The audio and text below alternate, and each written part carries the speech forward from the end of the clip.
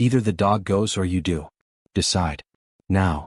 The words slammed through the tiny break room louder than the buzzing soda fridge.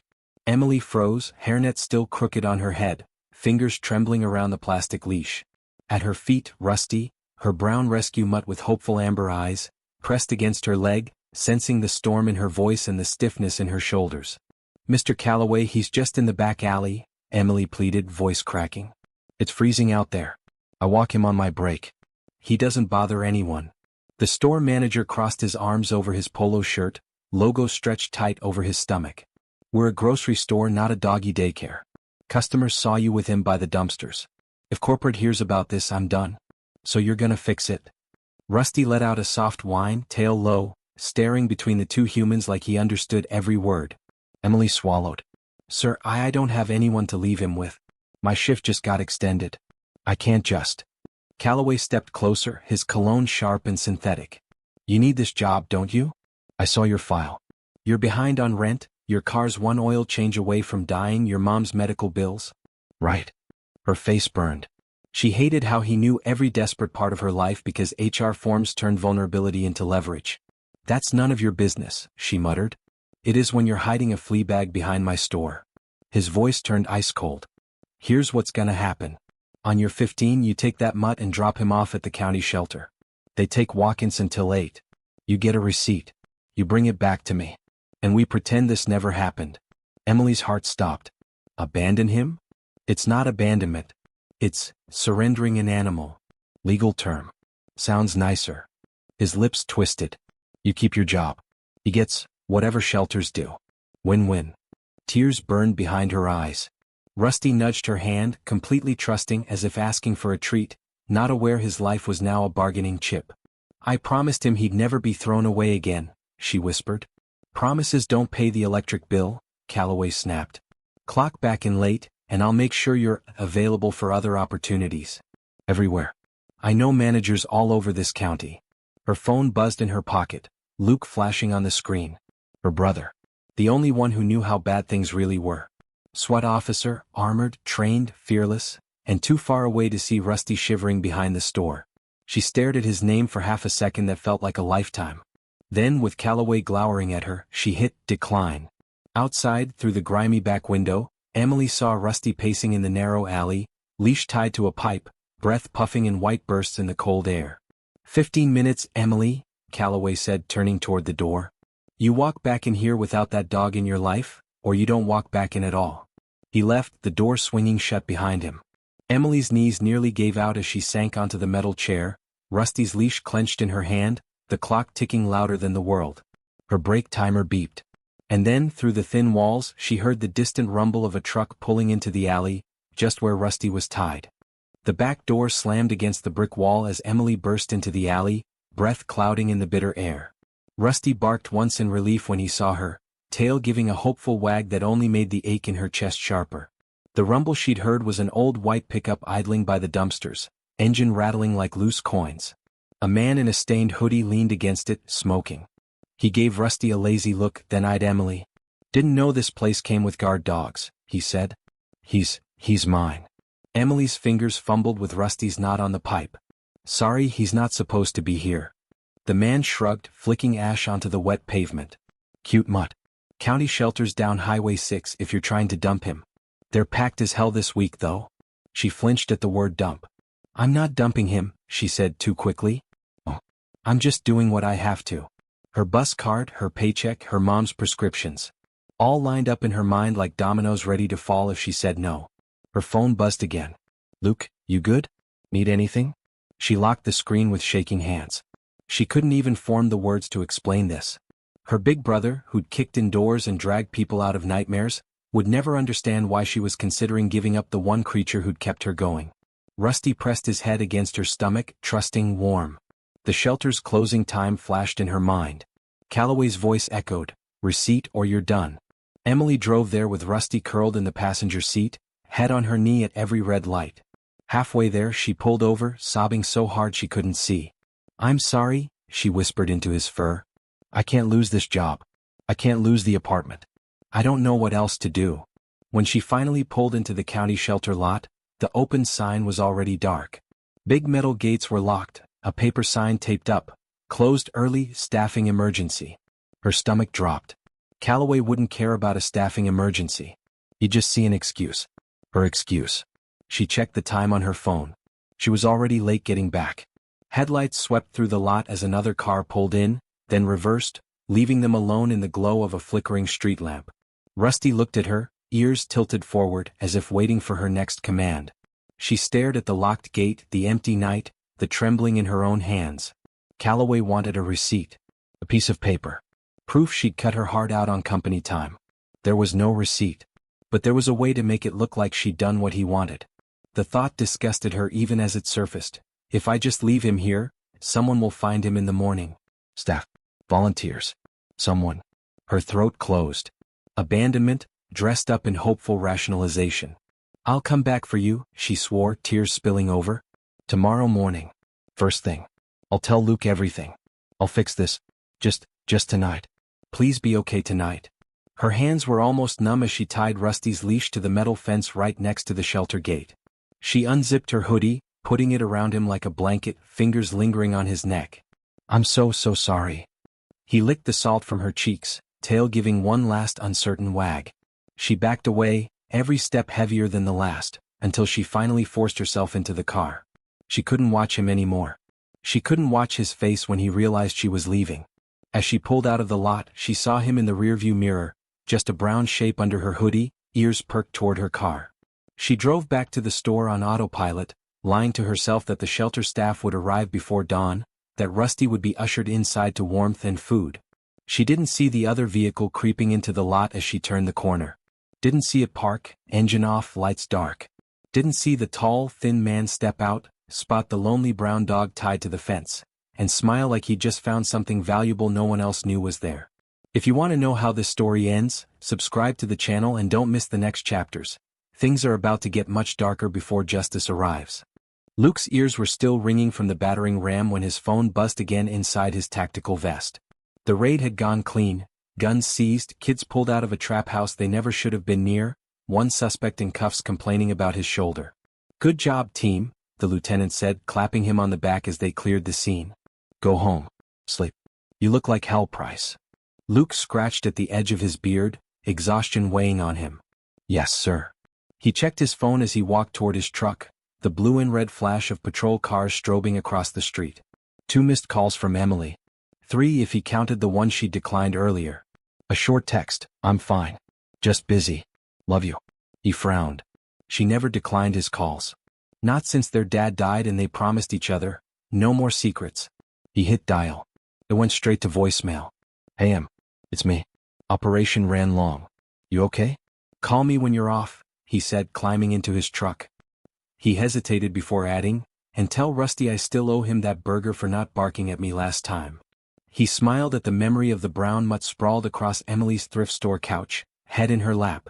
The dog had eyed Luke suspiciously the first time they met, then decided the heavily armed stranger was acceptable once Emily laughed and relaxed. That damn dog did more for her anxiety than any therapy app.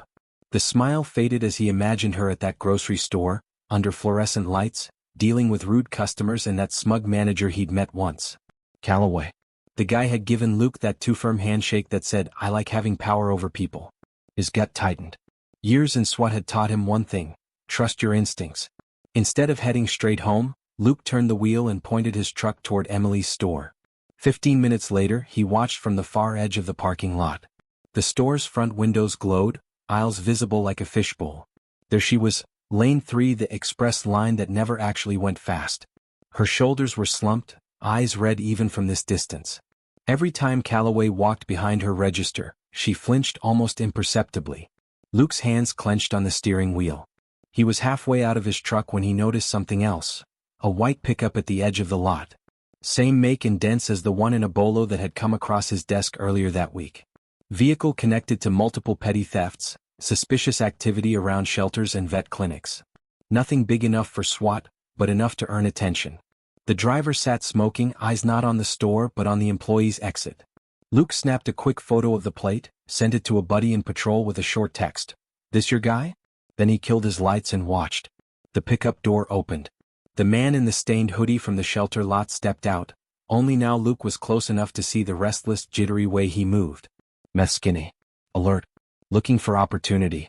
He walked not toward the entrance but toward the side of the building, the path that led around to the loading dock and the alley where employees took their breaks. Where Emily had mentioned she sometimes let Rusty stretch his legs. Luke's heartbeat spiked. He started the engine, rolling closer, instincts blazing like sirens in his skull. Something about that man, this store, his sister's red eyes, the way Calloway hovered. Pieces moved in his head, clicking together in a way he didn't like. Then his phone pinged with a reply from patrol. Yeah. That's our shelter creep. We think he's been picking up abandoned animals and flipping them on sketchy sites. Careful, he's been seen with some heavier dudes. Luke's chest went cold. Abandoned animals. He stared at the man slipping into the shadows by the loading dock. If this guy was here, and Emily's dog wasn't with her at the register, something terrible had already happened. And Luke was suddenly terrified he was already too late.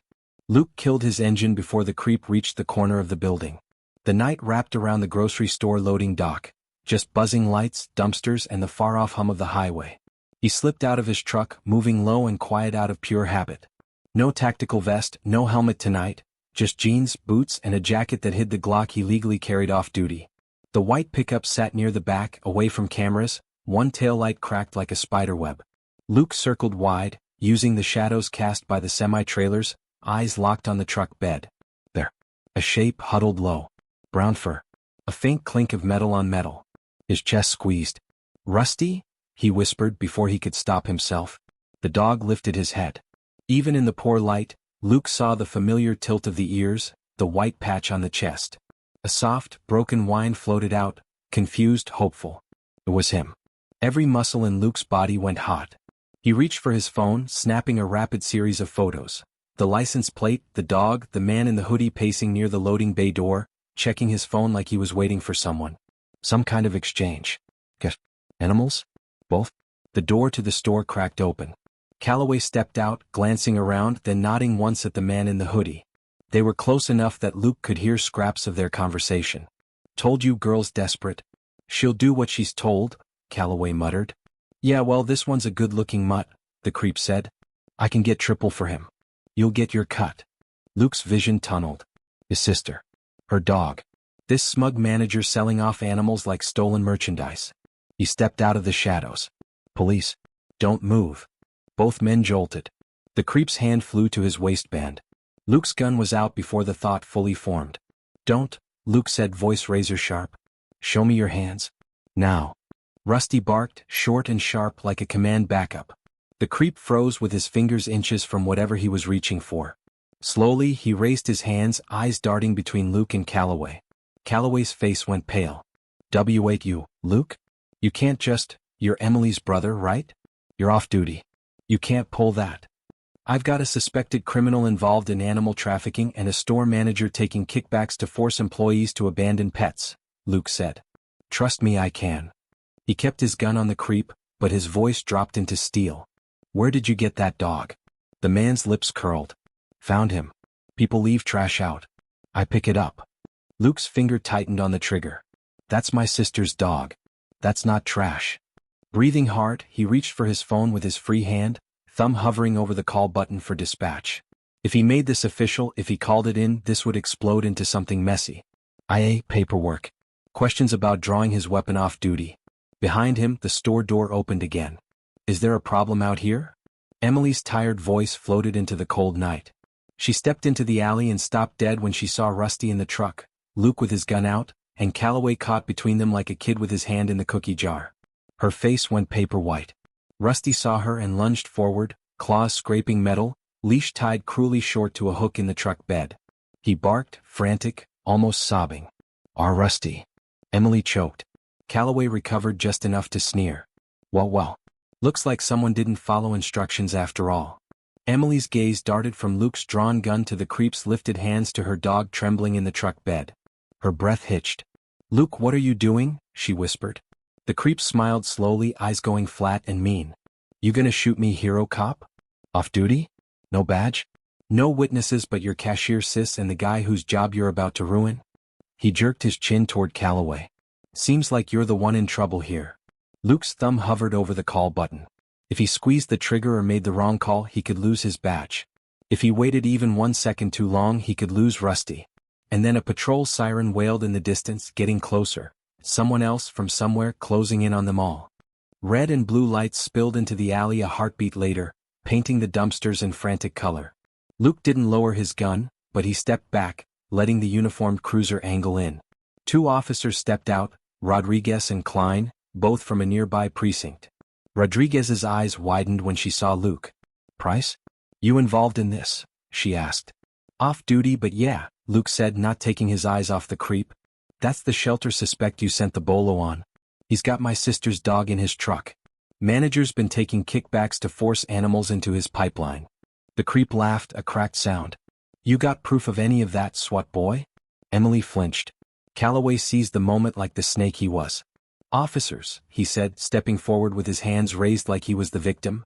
"This man came into my loading dock, pulled a gun on us and started making wild accusations.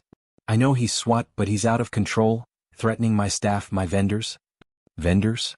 Luke snapped. "That what we're calling dog traffickers now?" Rodriguez glanced between them. Procedure ward with common sense on her face.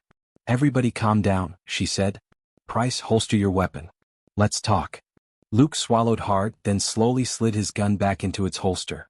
Rusty whimpered at the sound, confused, still tied in the truck bed. Emily edged closer, hand hovering like she wanted to reach for him. "I'm the one who called you," came a quiet voice. Everyone turned. A young stock boy stood in the doorway, apron still on, phone in his hand. I saw Mr. Calloway take cash from that guy last week after making another cashier get rid of her cat. I thought it was weird. Tonight, when I saw them out here again, I got scared. So I called." Calloway's face turned a dangerous shade of red. "You little?" Rodriguez held up a hand. "That's enough. Everybody slow down. Price, step back by my unit." "Sir, you too," she said to Calloway. "Hoodie, don't move." As Luke moved, Emily grabbed his sleeve. Her eyes brimmed with tears. "I left him at the shelter," she blurted, voice shaking. I thought they'd find him in the morning. I was going to go back. I was going to fix it. But she shot a glance at the creep. "He must have taken him from there." "Luke, I'm so sorry." The words hit like a punch. For a second, all Luke could see was Rusty curled under Emily's thrift store blanket, the way she'd said, "He's the first thing that's made this place feel like home." He forced himself to breathe. "We'll talk about it later," he said hoarsely. "Right now we get him back." Rodriguez pulled Luke aside, voice low. "You know I have to report this. Off-duty weapon draw, confrontation with a civilian manager. I is going to sniff around." "I know," he said. "Just don't let that guy drive off with my sister's dog." While Klein moved in to question the creep, Rodriguez walked to the truck bed.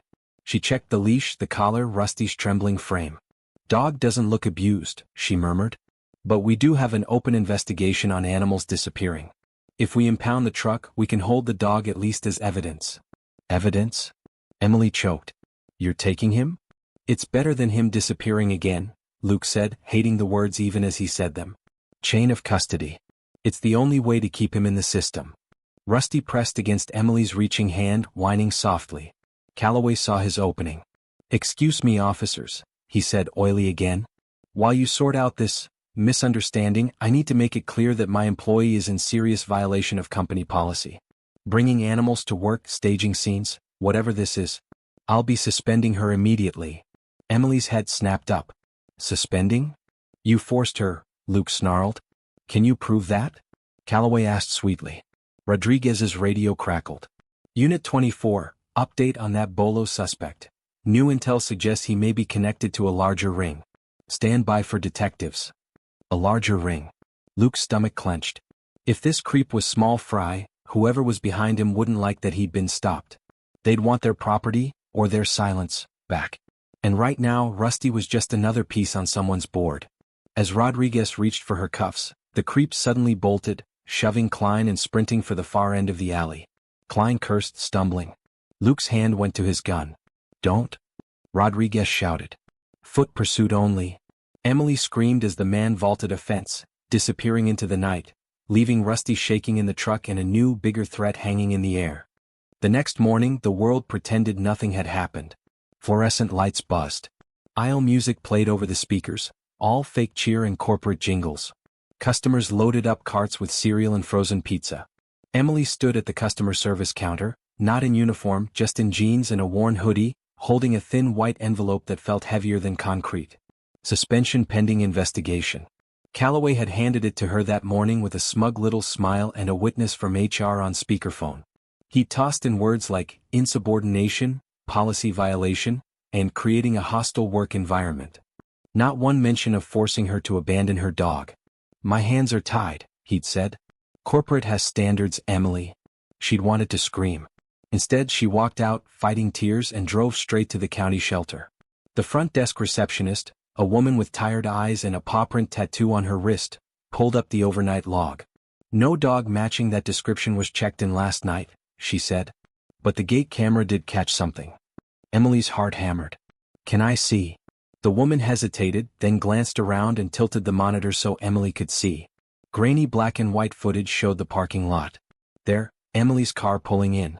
Her huddled shape tying Rusty's leash to the fence. Her car pulling away. Fast forward. Headlights appeared. The white pickup. The tall, thin man in the hoodie. He walked right up to Rusty, who wagged his tail nervously, then hesitated. The man crouched, offering something. Rusty sniffed, then licked his fingers.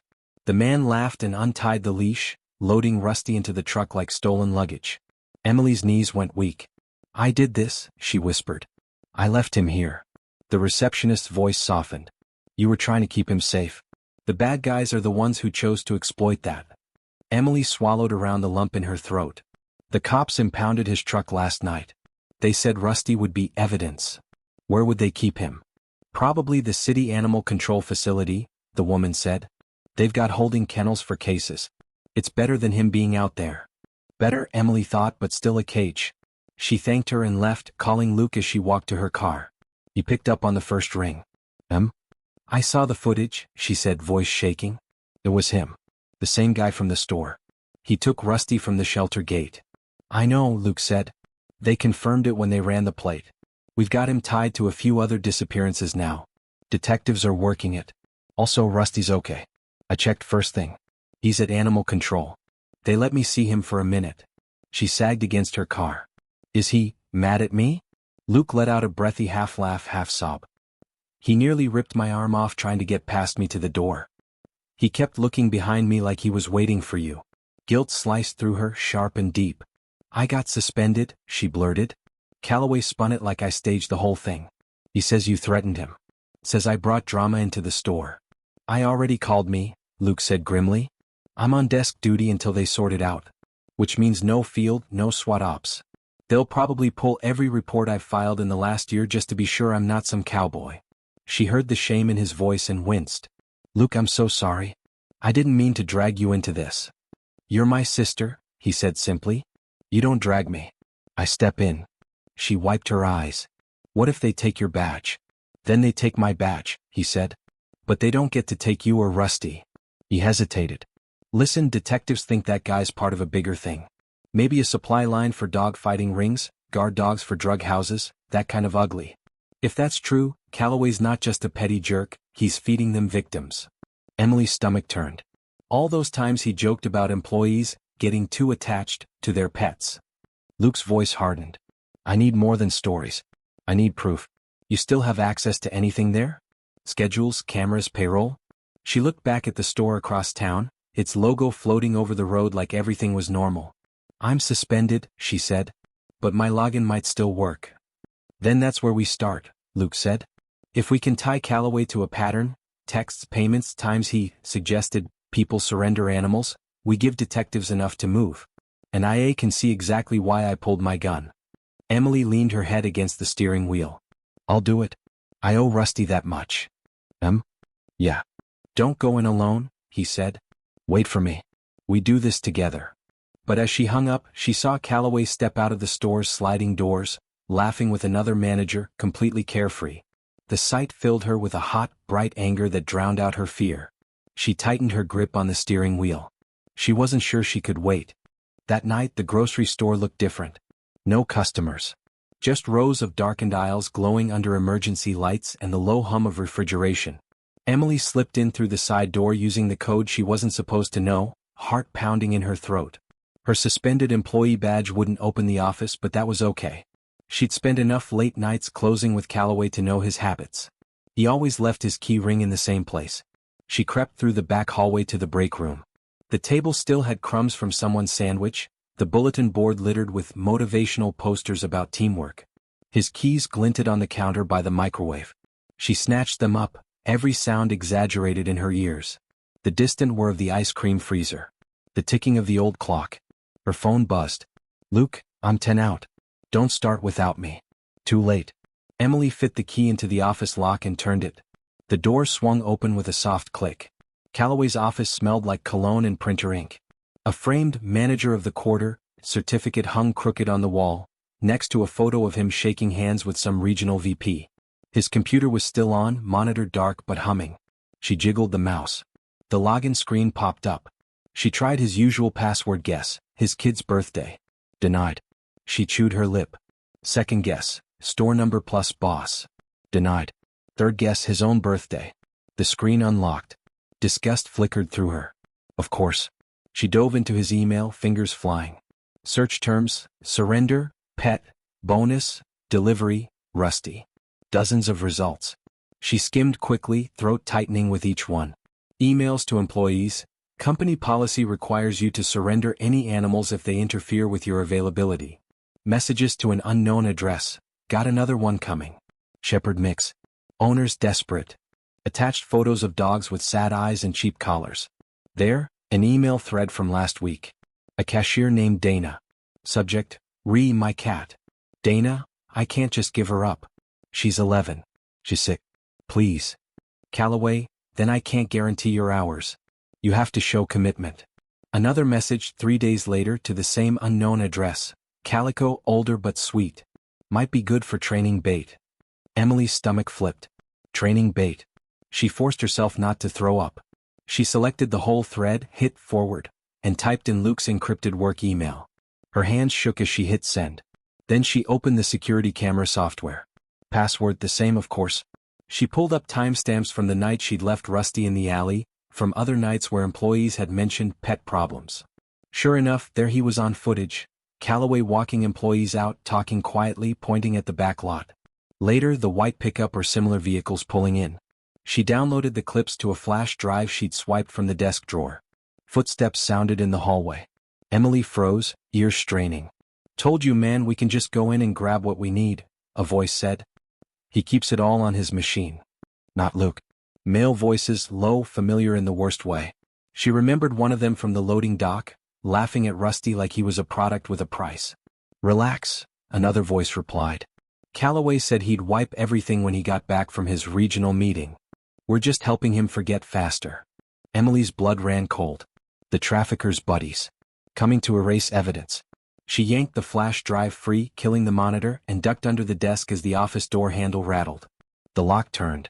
She clamped a hand over her mouth, heart pounding so loud she was sure they'd hear it. The door opened. Heavy boots stepped inside. Jackpot, one of them muttered. Computer's still warm. She heard the click of keys, the curse when the login popped up, the muttered guess at passwords. A chair scraped. Her phone buzzed silently in her pocket. Luke, I'm here. Back door. She swallowed hard, fingers flying over the screen under the desk. Emily, not safe. They're here. Office. A boot bumped the trash can, sending it rolling. A flashlight beam swept the floor, stopping inches from the toe of her sneaker. Thought you said no one was here, the man muttered. Probably just the cleaning crew earlier, the other replied. Hurry up. We wipe the hard drive and then we go talk to that manager about his little cop problem. Emily bit down on her knuckles to keep from gasping. Cop problem. They meant Luke. She needed to move. No. She closed her eyes, took a breath, and reached up behind her to the outlet strip Calloway always bragged about. Surge protection, baby, and pulled the plug. The room went dark. The men cursed. And in the same instant, down the hall, she heard the faint creak of the back door opening, Luke slipping into the building. Darkness turned the office into a maze of shadows. For one suspended, breathless moment, nobody moved. Then one of the men snarled, What the? Did you kick something? Probably a breaker, the other muttered. Use your phone light. Emily slid on her stomach toward the far side of the desk, inching toward the door. The glow of a screen flicked on, sweeping the room in harsh white. Boots shifted. A chair scraped. Computer shut off, the first man said. Whatever. Grab it. We'll pull the drive at the warehouse. Emily's pulse kicked. If they took the tower, all the logs, emails, and security software pathways she hadn't copied would disappear. She made a decision without really thinking. She popped up from behind the desk and grabbed the computer tower.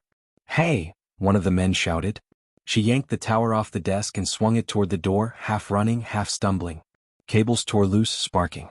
Stop her. She bolted into the hallway, clutching the computer like it weighed nothing, sneakers slapping linoleum. Behind her, heavy boots pounded in pursuit. Emily. Luke's voice barked from the end of the hall. He appeared around the corner, gun drawn low, flashlight in his offhand. For a split second they locked eyes, her wild, terrified, his sharp, assessing. Hands where I can see them, he yelled past her, voice echoing down the corridor. The two men skidded to a halt. One raised a pistol of his own. Luke didn't hesitate. He shoved Emily behind a shelving unit and took cover, shouting, "Drop it!" Last warning. A shot cracked, deafening in the tight space. A sprinkler head above them exploded, showering them with cold water. Emily screamed, dropping the computer. It hit the floor with a sickening crunch. But Luke was already moving, firing back, his shots precise. One into the shoulder of the man with the gun, sending it spinning, another into the door frame as a warning. Down, he barked. Face on the floor, hands out. One man collapsed, clutching his shoulder and cursing. The other bolted back toward the loading bay. Luke cursed and started after him, but Emily grabbed his arm. The drive, she gasped, gesturing to the smashed tower. Did I just destroy everything? Luke crouched, water dripping from his hair, and yanked open the metal casing. He pulled out the hard drive, still intact amid the bent frame. You did good, he said. Now stay here. Sirens wailed faintly in the distance. Someone had triggered the alarm when the sprinklers went off. Backup was on the way. Luke sprinted toward the loading dock, adrenaline burning through his veins. He burst out into the damp night just in time to see the second man diving into the passenger side of a black SUV. The vehicle peeled away, tires screeching, disappearing down the side road behind the strip mall. Luke aimed, but the angle was bad and he saw the silhouettes of other cars on the highway beyond. He lowered his gun, breathing hard. No wild shots. No collateral damage. Not tonight. He holstered his weapon as patrol cars screamed into the lot, lights flashing. Officers spilled out, weapons drawn, as the sprinkler-soaked stock boy waved frantically from the back door, pointing toward the bleeding suspect inside. Over the chaos, a smaller sound caught Luke's ear. A soft, familiar bark from the far side of the building. He turned and saw a city animal control van parked near the front entrance, logo on the side. A woman in a reflective vest stood by the open rear doors, frowning up at the sprinkler water pouring down from the roof. Inside one of the wire kennels, a brown dog with a white chest was pawing at the door, eyes locked on the commotion. Rusty. Luke jogged toward the van. The animal control officer looked up, startled. Sir, you can't. That dog is part of my case, Luke said, flashing his badge and ID. And right now he might be safer with us than as a sitting target in your system. The woman hesitated. We got orders to hold him pending investigation. Evidence. Evidence is getting shot at in there, Luke said, jerking his thumb toward the building. These guys are trying to erase everything that ties them to trafficking. If they know about the dog, he's next. Rusty barked again, more urgently, as if he understood the stakes. The officer bit her lip, then nodded once. Fine. Temporary release into law enforcement custody. You signed for him, he's your responsibility. Always has been, Luke murmured. He unclipped the kennel lock. Rusty exploded out of the cage and straight into his chest, paws on his shoulders, licking his face like he was trying to climb inside his skin. Luke laughed, a raw, broken sound. Yeah, buddy, I missed you too. Emily appeared at the edge of the lot, soaked and shaking, eyes huge when she saw them. Rusty, she whispered. The dog dropped back to all fours and sprinted to her, nearly knocking her over as he pressed against her legs, whining, tail wagging so hard his whole body wiggled. She dropped to her knees on the wet asphalt, burying her face in his fur. I'm so sorry, she sobbed. I'm so sorry. Rusty just licked her tears away, forgiving her the way only a dog could. Luke watched them, throat thick. This was why he did the job. Not for the medals or the tactical rush, for moments like this, where something broken could be put right. A detective approached, shoes splashing in the puddles. Price. Heard you got yourself into another off-duty party. Luke straightened, Rusty pressed between them like a furry shield. Got you a hard drive, a bleeding suspect, and evidence your traffickers are a skeleton, to witness intimidation, he said. And a manager who's sideways in all of it.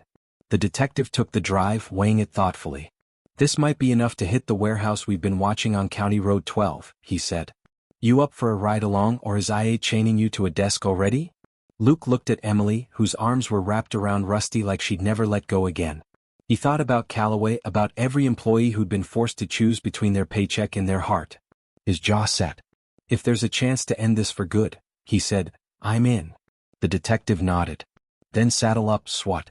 We're going to pay your dog thieves a visit. The warehouse on County Road 12 sat alone under a bruised sky, its metal siding rusted, a single light over the main bay door flickering like it couldn't decide whether to give up. Luke sat in the unmarked SUV with the detective and 2 patrol officers, binoculars pressed to his eyes. Further back down the road, other units waited, engines off, lights dark. No full SWAT call-out yet. This was supposed to be a knock and talk with warrants ready to roll if they saw enough. Emily refused to stay home. She sat in the back seat, one hand buried in Rusty's fur. He shouldn't be here, Luke had argued earlier. You're taking him because he's evidence, she'd shot back. Well, I'm the one who gave them that evidence. I'm part of this whether you like it or not. Hard to argue with that. Now, as they watched, the black SUV from the grocery store pulled up to the side entrance. The uninjured thug from earlier climbed out, arm in a makeshift sling. Another man met him at the door, bigger, heavier, with a cold, assessing stare. The boss. The detective lowered his binoculars. That's our guy. He's been on our radar for months. Illegal gambling, stolen goods, maybe worse. If your manager's tied to him, this goes way beyond some HR issue. Calloway. Emily breathed, disbelieving. The detective nodded. Financial crimes found some suspicious deposits in his accounts. Cash, regular amounts. We just didn't know what the product was. He glanced at Rusty. Now we do. Luke's phone buzzed. A message from Rodriguez. IA wants to talk tomorrow. Don't do anything crazy. He smirked humorlessly. Too late. All right, the detective said, radioing quietly to the other units. We go in soft. Knock. Ask questions. If we see anything that smells like organized cruelty or trafficking, we escalate. Clear? Clear, Luke said. They stepped out into the cold night. Rusty stayed in the SUV this time, window cracked, Emily's hand still on his neck. Stay, she whispered. You're the bravest boy, but you stay. He whined softly, pressing his nose to the glass. The officers approached the warehouse door, spread out. The detective knocked firmly. County Sheriff's Office, he called. Got a few questions about your business. For a long moment, nothing. Then the door cracked open a few inches. The big man's face appeared, wary. This a warrant? He asked. Not yet, the detective said smoothly. But we can get one real fast. Or you can talk to us now and maybe this stays a conversation. The man's eyes flicked past them to the dark road, the other quiet vehicles. He hesitated, then opened the door wider. Fine. You got 5 minutes.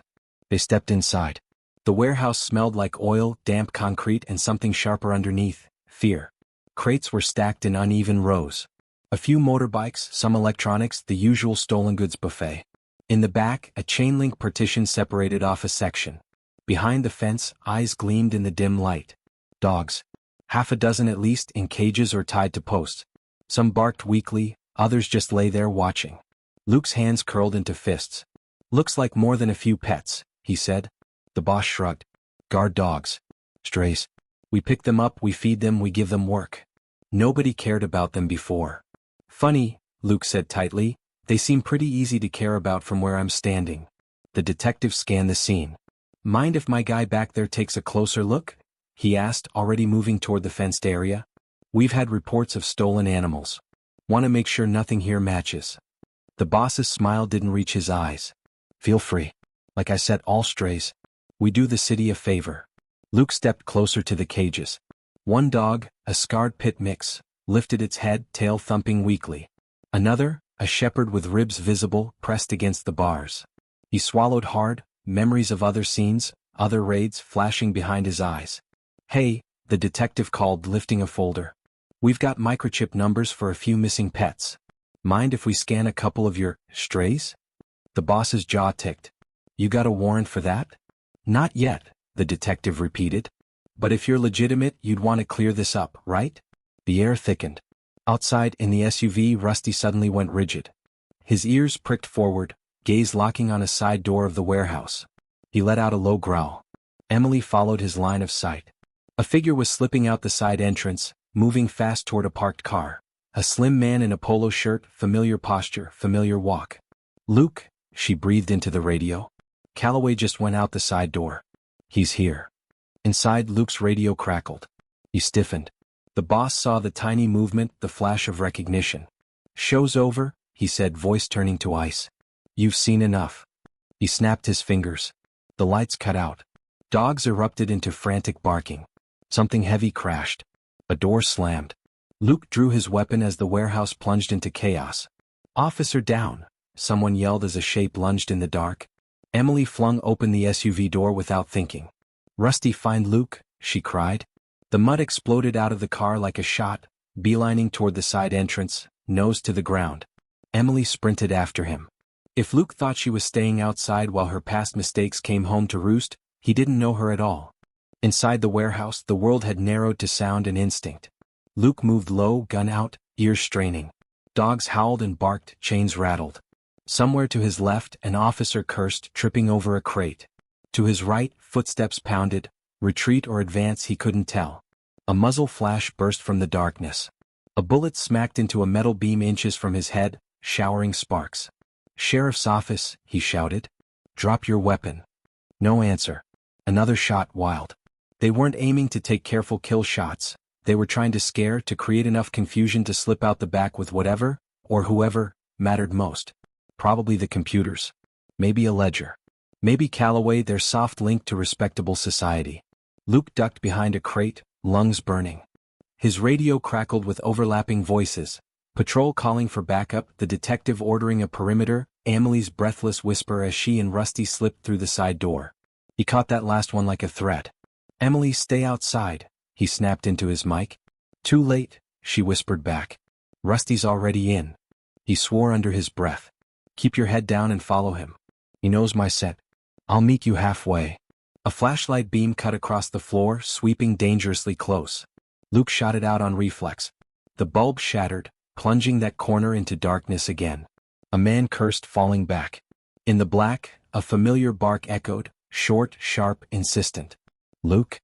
Emily's voice called, somewhere ahead. "He's pulling me." "Stay with him," Luke shouted. He pushed off his cover and moved toward the sound, counting steps. His boots found the edge of the fenced area. A cage door rattled as a dog threw its weight against it, panicked. Another muzzle flash lit the space for a split second, revealing a silhouette near the back exit. Calloway, clutching a laptop bag to his chest, eyes wild. "Calloway!" Luke roared. "It's over." "It was just business," the manager yelled back, voice cracking. "They were just animals. Do you know what rent is in this town? You think corporate pays enough to give a damn about my life?" His words reverberated off the metal walls, bitter and desperate. Luke advanced, keeping low. "You turn people's pets into product. You threaten their livelihoods. You don't get to hide behind your bills." A shape darted between them, Rusty, teeth bared, fur bristling. He planted himself in front of Luke, growling, body between the SWAT officer and the manager. Calloway hesitated, hands shaking around the bag. A beam of light from an officer's flashlight finally snapped back on, catching the scene. A trembling manager, a stone-faced cop, and a brown mutt protecting the man with the gun instead of the man with the money. "Drop it, Calloway," the detective barked from the side, weapon aimed. "Hands up." "Screw this," Calloway spat. He spun toward a different exit, feet slipping on the wet floor. Rusty lunged not for flesh but for the bag strap. His teeth clamped down, jerking Calloway off balance. The manager crashed to the ground, the bag skidding across the concrete to land near Luke's boots. The laptop inside clattered. A thumb drive popped free and spun to a stop against his toe. Calloway wheezed, scrambling, but he didn't get far. Two officers pinned him, cuffing his hands behind his back as he sputtered protests. "It's just data," he cried. "You can't, that doesn't prove." "Funny thing about data," the detective said, scooping up the bag in the flash drive. "It tends to tell the truth when people won't." Rusty released the strap and trotted back to Luke, tail wagging uncertainly as if asking if he'd done the right thing. Luke dropped to one knee, holstering his weapon. He buried his fingers in the dog's wet fur. "You did perfect, partner," he whispered. Emily appeared out of the dim, eyes wide, hair plastered to her face with sweat and mist. She took in Calloway on the ground, the cages of trembling dogs, the laptop bag clutched in the detective's hands, and Rusty pressed against Luke. "It was never just business," she said hoarsely to Calloway. "You made me choose between feeding my family and keeping my family. That's not business. That's cruelty." Calloway spat at the floor, but there was no power left in it. Just a resigned, ugly bitterness. Hours later, under brighter lights and stacks of paperwork, it was all laid out. The emails, the payments, the security footage of dogs being handed over behind the store. The messages describing product and bait. Calloway's cut, the boss's network, the trafficker's logistics. IA still had their questions for Luke. Why he'd drawn his weapon off duty. Why he'd gone into the warehouse before a full team. Why he'd let his personal life mix with his badge. He looked the investigator in the eye and told the truth. "I make calls I'll answer for," he said. "But I'd make them again." He used his position to prey on vulnerable people and animals. That's not a policy issue. That's a threat to the community. In the end, the department did what departments do. They split the difference. A formal reprimand in his file. Mandatory training. No suspension. No lost badge. Because in the same folder were commendations, from the detective, from the DA, from the Animal Control Division, for helping uncover an organized cruelty ring and protecting both human and animal victims. Calloway was charged with multiple counts: animal trafficking, fraud, coercion. The boss faced even more. The news ran the story for a week straight. Manager forced employees to give up pets, funneled them to cruelty ring. Emily never went back to that grocery store. She sued, with the help of a lawyer who'd seen the footage and felt the wave of public outrage. A settlement came months later, enough to cover her mom's medical bills and give her breathing room. She took classes at the community college and started working part-time at the county shelter, the same place she'd once tied Rusty to the gate in her darkest hour. Only now, she walked in through the front door every day, Rusty trotting beside her with a little therapy dog in training vest on. He had a job now, greeting nervous adopters, nudging the hands of kids who'd seen too much, curling up beside seniors who'd lost everything but their memories. Luke visited whenever he could, dropping by with coffee and treats, leaning against the kennel doors to watch Rusty work.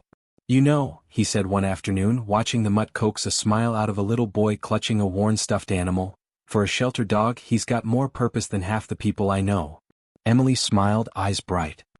"He's not a mistake I regret anymore," she said softly. "He's the reason we stopped them." Luke nodded, thoughtful. "Funny how that works. Sometimes the thing you're most ashamed of becomes the thing that saves somebody else." Rusty trotted back over, tongue lolling, dropping his favorite toy at Luke's feet like an invitation to play. Emily scratched behind his ears. "He forgave me a long time ago," she said. "I'm still learning to forgive myself." Luke slung an arm around her shoulders. "We don't get through this life without screwing up, Em. What matters is what we do after. You stood up. You fought back. You made sure nobody else had to choose between their paycheck and their best friend." She leaned into him, watching Rusty bound back into the group of visitors, tail waving like a flag. Outside, the world kept rushing by, rent due, bills stacking, bad people making bad choices. But inside that shelter for a moment, there was warmth and second chances, and a brown mutt who'd somehow turned a story of cruelty into one of justice. "And you," Luke said, nudging his sister, "you're the one who made sure we listened." He looked at the dogs still waiting for homes, then at the people walking in, hesitant but hopeful. "Question is," he added quietly, "who else out there is being forced to give up what they love because someone with a little power decided they could?" He let that hang in the air, the challenge, the reminder. "And you, what would you do if you saw someone being treated like this right in front of you?"